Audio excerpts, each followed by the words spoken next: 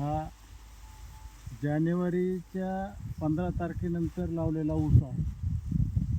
आत्तापर्यंत याला 6 पाणी झाले आहेत. एकदा 1 पोतं सुपर फॉस्फेट आणि 1 पोतं युरिया असा खत पण दिलेला आहे.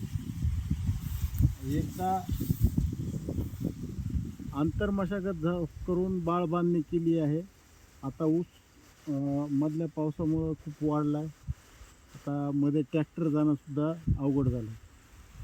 या ऊसाची सरी 5 फुटावर पाडली होती आणि ऊसाच्या 2 टिपरामध्ये अर्धा फुटाचा गॅप ठेवला होता. ऊस सध्या ह्या कंडिशनमध्ये आहे.